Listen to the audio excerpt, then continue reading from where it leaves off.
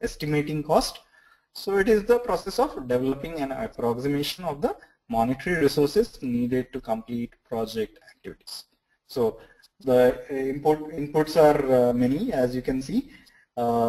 In here, we'll see also what there will be rough order of magnitude estimates, definitive estimates, and those kind of definitions we'll see in subsequent slides.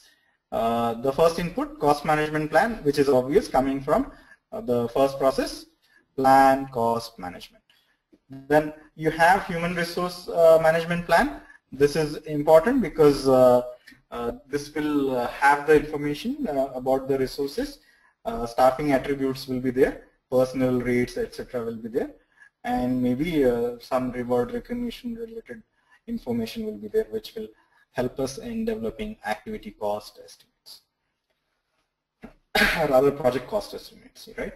Then a scope baseline consists of three things: project scope statement, which will have direct cost, indirect cost. We'll see again in subsequent slides. I think subsequent slides are explaining inputs also. So, okay. So what I'll do is I'll just read out that estimate cost has cost management, these scope baseline. I'll tell you what is the important thing in here. From estimating cost perspective, of course, the scope baseline is most important. Other are also important, but scope baseline will give you work breakdown structure, and it will have the all the activities listed in WBS dictionary. So those activities will be estimated using these tools and techniques, including expert judgment, analogous estimating, parametric estimating, which we covered yesterday. Okay, I think first three were covered, 3 point was covered, reserve analysis was covered, project management software, and group decision. So rest of the tools and techniques which are not covered, which we'll cover here. Okay, so and the output of which is activity cost estimate. So each and every individual activity related cost estimate will be there. So yesterday, going by yesterday's example, we were talking about one of the login as work package, login feature as a work package, which has design activity, develop activity, then then testing, and maybe completing it, rework and completing. So these are the 4 activities. So for each design activity, what will be the cost? So that cost will become will be updated in project document update as an activity attribute. So every cost related to activity, that's what we'll do. So a lot of people think now, if I know the activity cost, I can just aggregate it and I can get it done. Essentially, I'm done. But for that, we have next process, which is essentially determine budget, which will aggregate, and it will do a few further analysis before we do the aggregation, and hence it will have the appropriate tools and technique. And that is the reason it is estimating cost and the next process, that is determining budget. These two are different processes. Then basis of estimate, whether I have used analogous estimating along with parametric estimating, these two are combined together, or bottom-up estimating and 3-point estimate, they are combined together. And so what was the basis of estimate? Which tools and technique I use?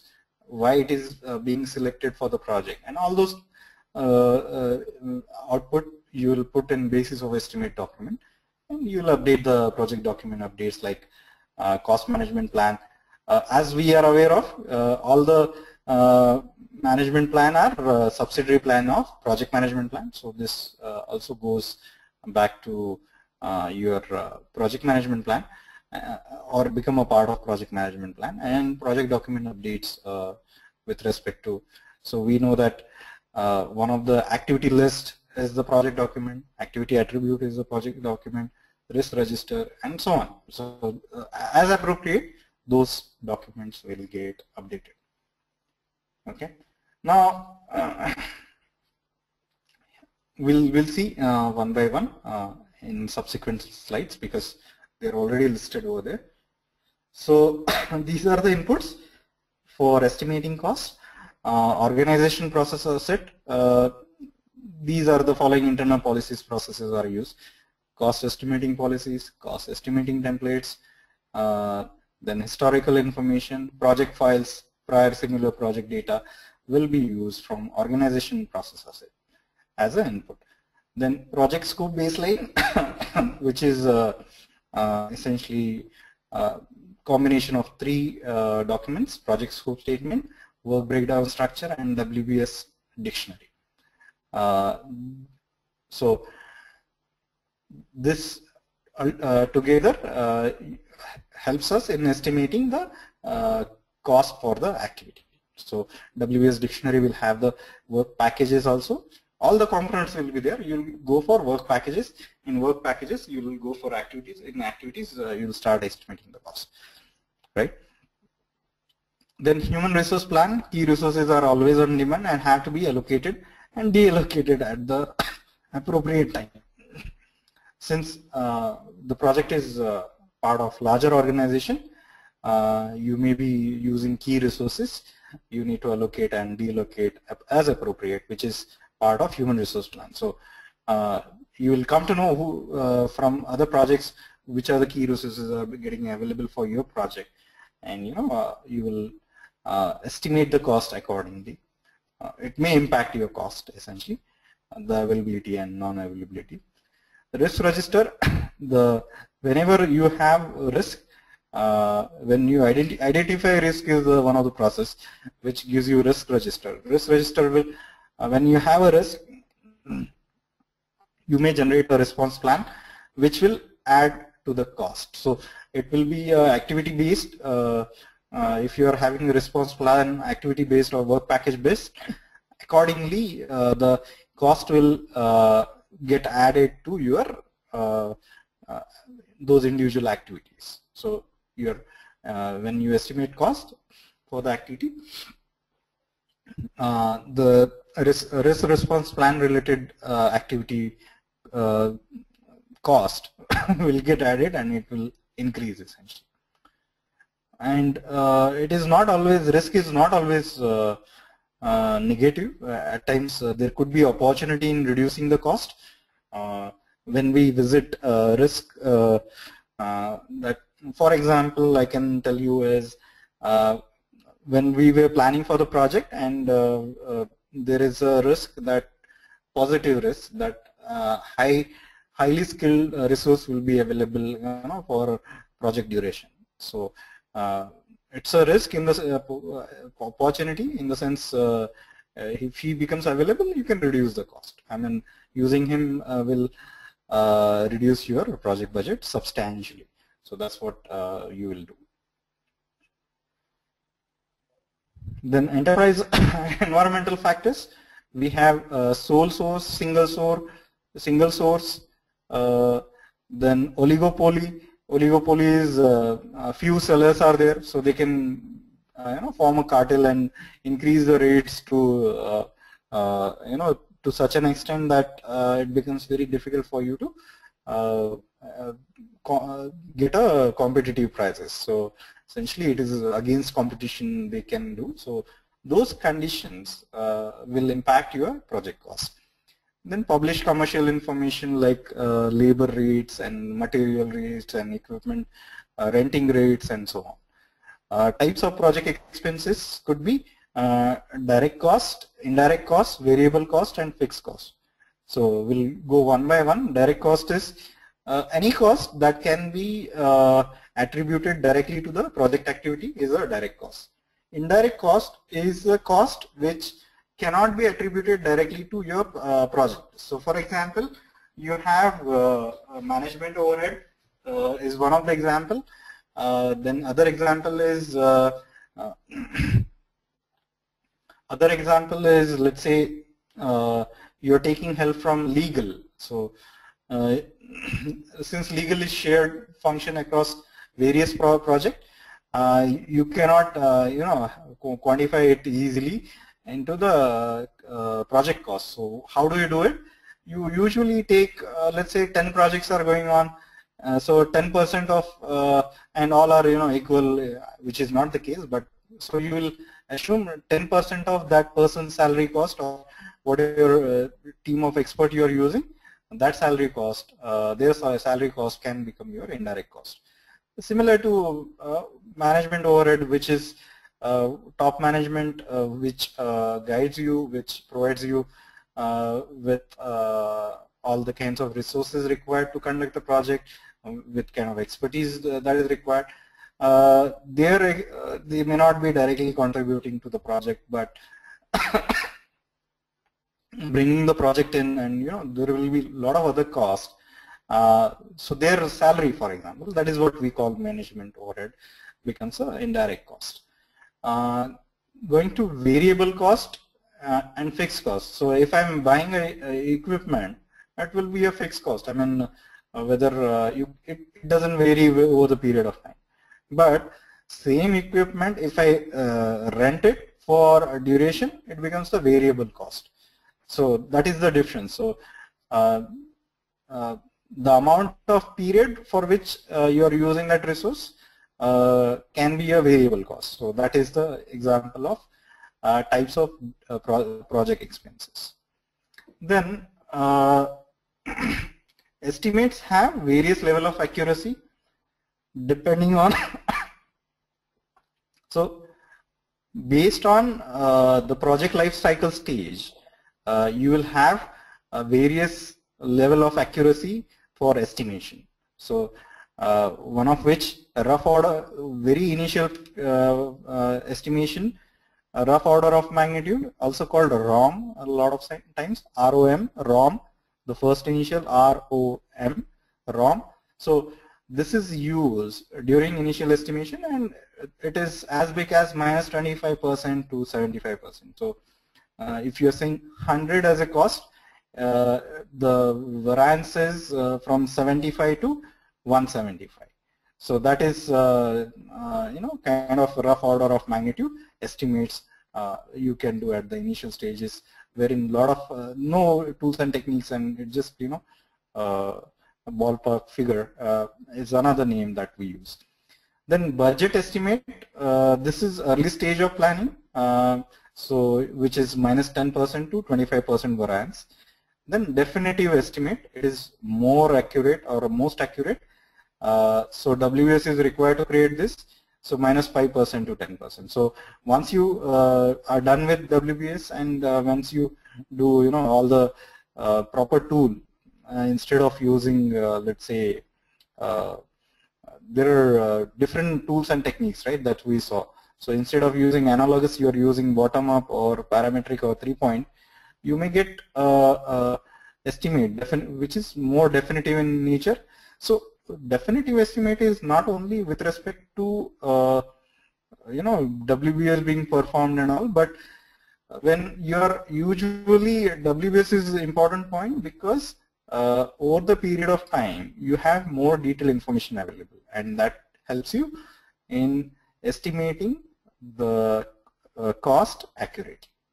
That's all there is. So I have seen definitive estimate being mentioned in PMBOK edition 5 with -5 to 10%. ROM is also mentioned -25 to 75%. From PMP examination perspective, these will come as a question, and you may have to remember these figures for ROM and definitive. Budget, I don't see remember seeing this, but you may check it out. Yeah.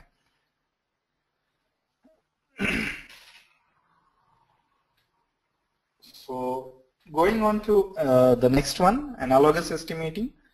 So this is a technique that uses analogy to arrive at estimate. I'm going to just read it out because we have already done these most of these tools when we visited estimating activity duration. So that time also I told, but anyway, bottom-up estimating, estimate for the project is arrived at by estimating the cost of work packages, activities, then work packages, and then rolling them up. We'll see the bottom-up estimating, even figuratively also, in subsequent slides. Parametric estimating, statistical relationship between the historical data and essentially variables such as lines of, let's say, complexity, then number of features and so on. Those are the things that can be used to establish a statistical relationship which will be more accurate compared to analogous. As I said earlier, analogous is less accurate, but it is faster to arrive at and easier to perform. Then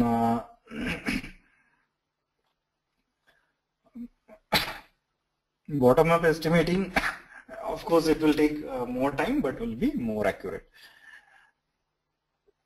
Project management software also helps you. So spreadsheet and schedule graphing tools are widely used to arrive at estimates, because that ensures that you don't miss a few things when you're using any other tool. Because graphical representation helps you in ensuring that all the WBS elements are considered. Then vendor bid analysis. Bids sent in by various vendors are evaluated and the costs are used to estimate the final cost of the project. So all the vendors who are going to perform the part of project or maybe complete project, we will evaluate their bids and their cost can be used. So let's say we have 4 components. The component 2 is being performed by your vendor. So we'll have to use that vendor's cost estimate to add to your project. So that's what we use it in vendor bid analysis. Reserve analysis, as I said last time also we discussed, it is with respect to contingency reserve, which is known unknowns, and management reserve, which is unknown unknown. That also is going to get discussed in subsequent slide in terms of graphical thing. So just wait for that moment. So, but that is also covered, but that's what is going to get covered again. Cost of quality. Cost of quality is usually cost of conformance plus cost of non-conformance. So when I talk about cost of quality,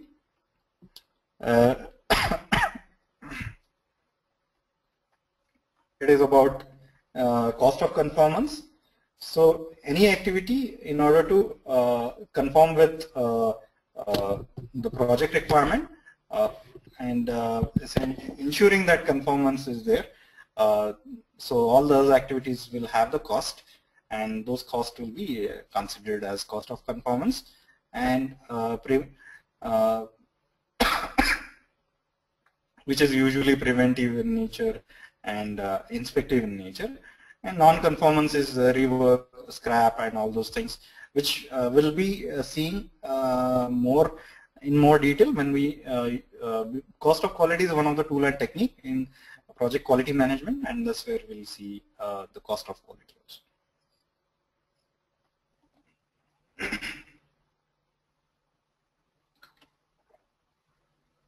So next is activity cost estimates. In this you have quantitative assessment of likely cost of resources that are needed to complete the assigned task. So when we are talking about resources, it is all the 3/4 types that or categories that we keep on talking about. Human, material, equipment, and basically these are the 3, and supplies, the 4th one, the category. Then basis of estimates, additional details used to support the activity cost estimates, which kind of tools and techniques used, and any other supporting activity, any other details that support the activity cost estimates. Then project documents update, if the estimation activity resulted in approved change request to the cost management plan, and any other reasons by which I'll tell you project document. One of the project document is activity attribute that gets updated because now you know the activity related attribute, which is cost also, activity cost also. So that's about it.